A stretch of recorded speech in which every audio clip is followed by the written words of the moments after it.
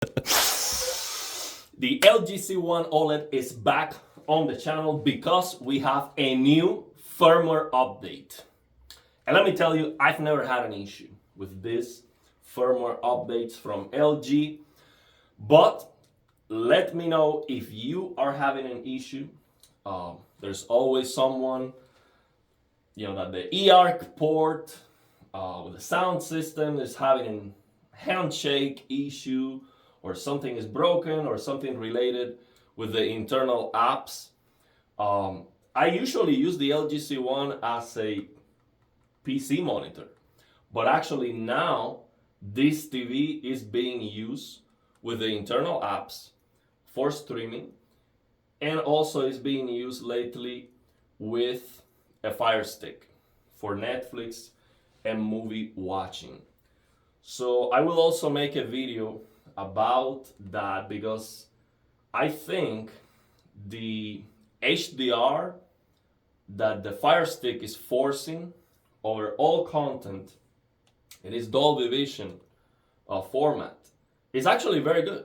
And I might do a video comparing the LG C1 with Netflix content using Dolby Vision with a Fire Stick and just the base SDR on one of these QD OLEDs. And let's see how that comparison goes. I think it's very good actually. So that's gonna be an interesting video. Also, I'm going to share a new discovery. Something that might be relevant for people who want to compare these TVs, or if you have a YouTube channel like me and you want to be doing side-by-side comparisons, it might be relevant to you. It's something new I discovered. So now what I'm gonna do is I'm gonna hit download and install, and then after I finish the video I'm gonna test the update, and if I find any issues I'm gonna have a pinned comment. By the time this video gets uploaded and you're seeing it, if I don't have any comments, is I don't see any changes at all. Usually I've never seen any changes from the settings I change on the service menu. Okay, like with Samsung, you get a Samsung update, you have to go back on the service menu and do the mods and everything again. But with LG, you don't see any changes at all. So if you disable TPC and GSR to disable the dimming when you have hot elements or static content, you don't have to access the service menu again. It's going to stay like that. And of course the settings and the regular menus are not changing either. So yeah, let's do it. Right now I have the firmware 034100, and there is an important software update available, the 034105. Okay, so let's do this important firmware update. Now the thing is, every time you turn on the TV, you get this message, a new new software is available, and it's annoying, and you don't have a way to turn that off other than use a pie hole or something like that to block LG from accessing you. But that might have other consequences, so I've never tried that. So it's annoying, so I just do the updates because I don't see any difference or any downside. So let's do it. And while we're waiting for this to happen, let me share with you my new discovery. Okay, and actually I'm very excited with this because I am testing my S90D and the S90C, or even versus the C1, and I want to test the games, not only pictures side by side. And the thing is, for HDR I cannot duplicate the displays on Windows. I don't know why. Okay, because it clearly works. And I will share with you how I'm getting this working. This is HDR because I am using the Major Paint the Cactus add-on to reshade, and that's how I got this working. So basically what I did was to get this, I cannot move this, I don't know why. sometimes this happens. Well, what I did was to turn off HDR, duplicate the displays on Windows. My GPU has two HDMI outputs. So that's how I get these two HDMI 2.1 outputs. So that's how I get two displays, two of these TVs at the same time. So I duplicate on SDR, but because I am using this reshade add-on to get auto HDR, but it's really HDR because it's activating the HDR from the engine, from Unreal Engine.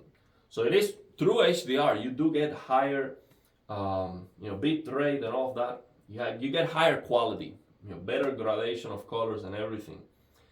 And it works. So even if you have SDR on Windows, you open the game, and because you have this major Paint the Cactus add-on to reshade working, it works. So clearly the GPU is not the problem. Windows needs to fix that. HDR on Windows needs a lot of work. It has so many issues and bugs. It's terrible. But we keep learning, keep figuring out how to solve these problems, or some of them, and then it's no longer a problem. So I'm very excited now that I can test two displays side by side at the same time on HDR. I'm very excited to figure out some settings. Now, right now, I have BFI 120 BFI on the C1, and I have just 120 FPS on the game. So as you can see here, 120 FPS is very dim, 120 frames per second. Oh, I turn on the PC or something. Oh, I hit F11. Let me fix that. Yeah, so the F11 key, it just gets the game out of full screen. So now it looks all washed out and messed up. Let me see if I can figure this out here. Yeah, okay. Yeah, it is fixed now. Yeah. So, as I was saying, I have 120 BFI on the C1, and man, the motion clarity difference is just absolutely huge. It looks so much more clear on the C1, and of course, I reduce the brightness of the S90D dramatically, so it doesn't look terrible on camera. So they look similar on camera, but of course, with this WRGB, it looks kind of blue and green on the recording, and then the QD OLED looks super magenta. And there's no way around that. It's just the way these technologies look on camera. But in front of me, it doesn't look like that. It doesn't look as exaggerated. I can see the difference in front of me, but it's nowhere close to the way they look on camera. Okay, and actually I'm going to change the white balance to show you that. So I'm going to adjust the white balance to the C1, so you will see how magenta, how reddish the QD OLED looks, and then I will do the opposite. I'll change it to more blue, so you will cooler. So you see how the QD OLED looks better, and then the C1 looks completely blue. But yeah, when I'm comparing the motion clarity, focus on focus on this post here. If I move the camera, the C1 looks like it is not moving at all. It just looks absolutely perfect in motion. Again, this post right here, it just looks absolutely perfect. Now with the S90D, it looks very blurry in comparison. It's not even close, man. We're talking about almost 3 times better in motion. It's like 2.6 to be more precise. The difference is absolutely huge. Absolutely huge. So even if you get 144 frames per second on the S90D, the C1 still looks more than 2 times better with BFI, with this setting here. I'll show you. This is the magic setting. And unfortunately, LG removed this setting. After the LG C1 G1, LG removed this. It is so sad, man. They just, here it is, OLED Motion Pro High. Honestly, I would have considered getting the G4. If the G4 had this setting, I would have considered getting it. So the update has been installed, so I have to restart the TV for it to work. It is so sad, man. The G4 is brighter. This setting would be awesome on the G4. Would be absolutely amazing. And honestly, I love QD OLED, especially on a dark room. QD OLED looks amazing. Okay, I am blown away with the QD OLED technology. But, okay, if the G4 had this feature, something that they already had and they eliminated, and I do not believe this explanation that they had to eliminate the feature because they wanted to get more brightness, so they increased the pixel aperture ratio, and then it's not possible. That is BS, okay? That is not true. I'm sorry. That is not true. That is BS from LG. It is still possible. They don't do it for all the wrong reasons.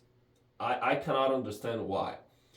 This has to be still possible on this LG G4, and it should be also possible in QD OLEDs. It's the different technology, they might have to do something different, but it should be possible. I mean, the QD OLED is basically a backlight of blue OLEDs. It's like, why not?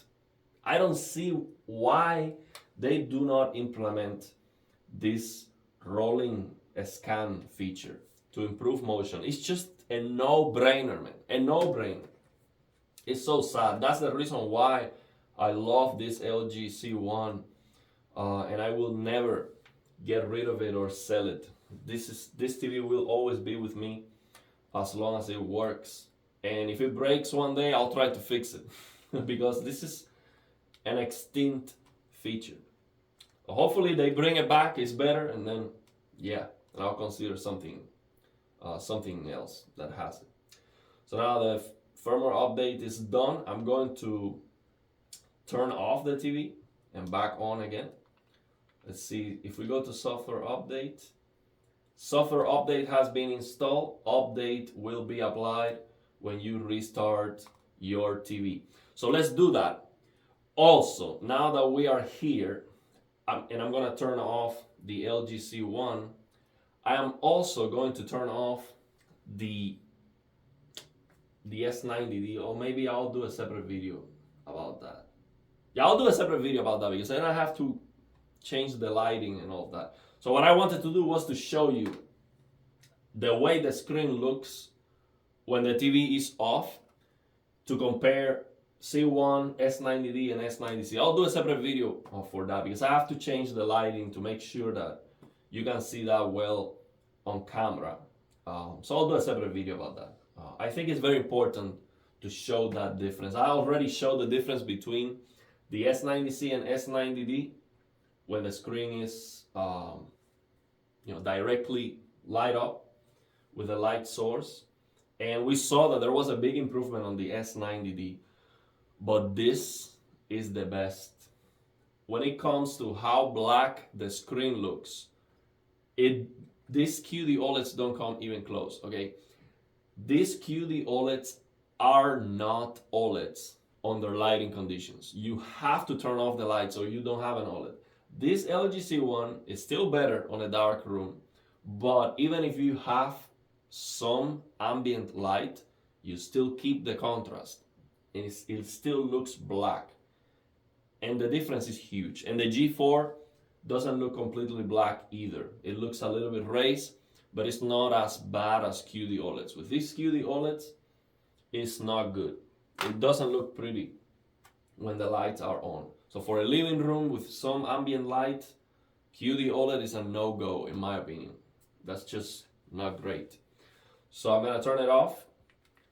I'm gonna turn it back on, see if I can see any catastrophic problems. Okay.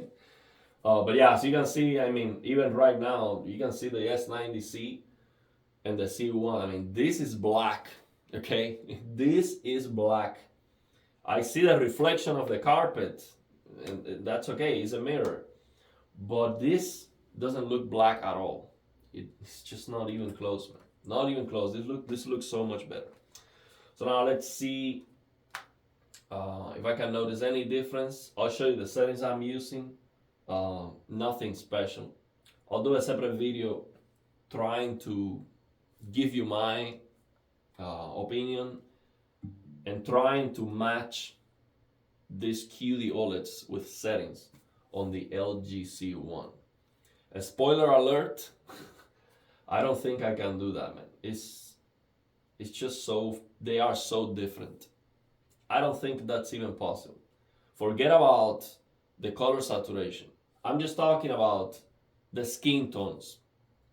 I don't think it's even possible to get them accurate. And this looks, again, it looks kind of washed out. Let's see if I can fix that.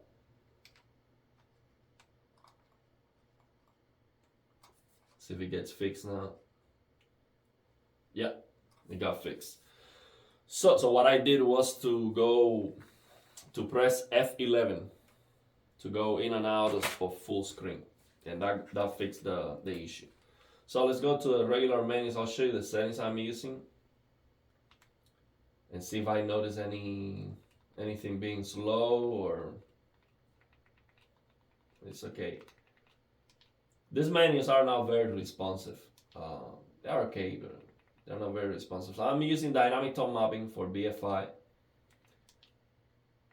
Color 55 on auto. Auto is BD 2020. And I am using no 2-point calibration right now. I'll share some settings. I usually use 2-point calibration here. And I changed this to warm 42 because I was trying to see if I could match it a little bit on the white balance, but yeah, I would recommend you warm 50. This was just me playing around with the settings. What I do for BFI sometimes to increase the visibility near black, I use a 22-point calibration. And this is something that some people are complaining about the G4, for example, being crushing blacks and being too dark, or any LG OLED. If it looks too dark to you near black, do this. Okay, try this. I'll show you what I do to fix near black crushing. This is very easy. Look, use HGIG. So when you use the 22-point calibration, the code values are the same as what I'm going to show you here. Then we're gonna do this first. Before we do this, you can use fine-tune dark areas in 2. On the LG C1, it doesn't raise the black floor, so you still have perfect blacks. But if you have a G4, make sure that it's the same. Usually these LG OLEDs are very consistent. Even the LCD TVs have very similar behavior with the settings. So if you're not using VRR for BFI, you can use this. Screen brightness 51. With the LG C1, you still have perfect blacks. Now, this is going to wash out the colors a little bit. It's gonna erase everything. But it's not a big deal, and you will get more visibility near black when you do that. Then after doing that, this is what I would recommend you to try. And this is gonna take some trial and error to get it to the point where you want. So let me change back and forth here. We're gonna do a 22-point calibration. Usually this is 15. I don't know why it's changed to 17. Let me see. If I come here, step on select mode, 1113, 111. I changed this to 700 because I changed the tone mapping of the game to 700 to use dynamic tone mapping. Let me change it back to auto, which is gonna be 4000 nits, because it doesn't auto detect the PC is not sending anything. There's no communication between the PC and the TV, so it doesn't really matter. Okay, so now it's 15. So what I do is this 22-point calibration. And by the way, that doesn't really matter. After you do this calibration, you can change the tone mapping to whatever you want, and it's going to adjust this calibration accordingly, and you get the same results. It doesn't really matter. But so you see the same that I have in front of me. So what I do is this 22-point calibration. To increase the visibility near black, you can do this. Increase red, green, and blue to 5, like this.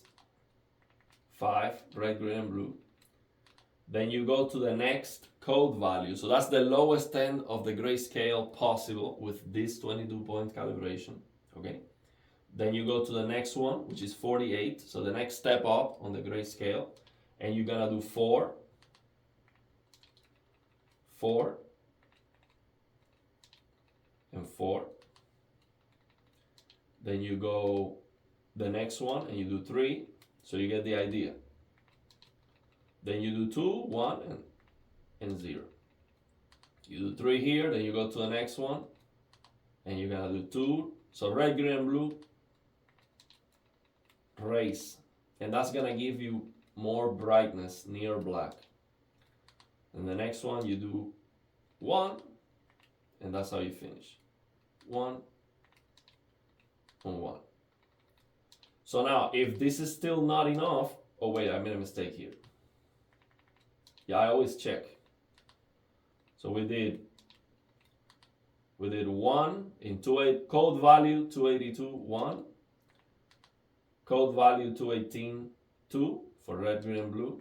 Code value 135, 3 for red, green, and blue. Code value 48, 4. Code value 15, 5. Okay? So if that's not enough, you can do 8, maybe 6, 4, 2, 1, or 10, 8, 6, 4, 3, 2, 1, something like that. And that's going to increase the visibility near black. So that also applies if you have let's say a CX or a C9 or something, and you feel like it looks too dark with HGIG or something. When people complain that the TV looks too dark near black, it's most likely because it's crushing blacks. Okay, so now here it looks dark because I'm using BFI. You can see here I'm using All Emotion Pro High. This is the 120 BFI. It works at 60, 100, and 120 FPS. So I use actually dynamic tone mapping for BFI only. That's the only scenario where I use dynamic tone mapping, for BFI only and exclusively. Okay, and because I'm using dynamic tone mapping, I come here 1113 111, and I change this mastering peak max CLL to the max CLL of the game. So right now I am using Major Paint the Cactus, and I set the peak brightness to 700 nits. So that's why I use mastering peak max CLL 700, and I'm using dynamic tone mapping. And as you can see right now, this actually looks brighter than the S90D near black. Okay, maybe you can see that on the recording. This looks clearly brighter than this near black. Of course, I nerfed the brightness of the S90D big time. Okay, big time, to match the brightness, and of course that matters. That's gonna lower the brightness of everything, but mostly the peak brightness. But as you can see here, I lowered the brightness to 10. Okay, this is HDR. The brightness should be at 50, so I lowered it, and I also lowered the peak brightness to medium. When I lower the peak brightness to medium, because I am using the 1500 nits mod, the clipping is close to the clipping point of the C1 with HGIG. So it's like around 800 nits, okay? A little bit before that, but it's close to that. So those are the settings I'm using. If I look near black, something that's even darker, the C1 clearly looks brighter. Like if I look at this detail here, for example, the C1 looks brighter, more visible. All this detail here, this looks more visible. So as you can see, you can get more visibility near black. You can fix black crotch even when you're using BFI with a C1. I wish Samsung had these settings. It would be awesome. I mean, if LG has, if LG ever makes a QD OLED, I would love that. I mean, that would be awesome because LG has the best settings, the best software, firmware updates, everything. However, I might still prefer Samsung just because I can go to the service menu, get more brightness, get more than the brightness they give you out of the box, and that's a big plus with Samsung. You know, I wish LG had that option, but they don't. And you can also you also have Game Motion Plus, which is very good low latency motion interpolation for gaming. But right now 120 FPS, so Game Motion Plus is not better than this. The C1 looks more than 2 times better. When I move the camera, it's not even close. Not even close. The C1 basically looks like things are not moving at all. It just looks like almost a static picture. When I'm panning the camera this slow, it's not even close. I look at the S90D and it's blurry. It's very blurry, actually. So yeah, it's a shame we don't have the same technology for motion on the S90D. But on the other hand, if you increase the brightness, then you can see like a huge difference. If I do this, that's gonna be clipping on the camera a lot. It's not gonna be even close. Okay, let me check that out. Yeah, it's clipping on camera a lot. Let me do this. Yeah.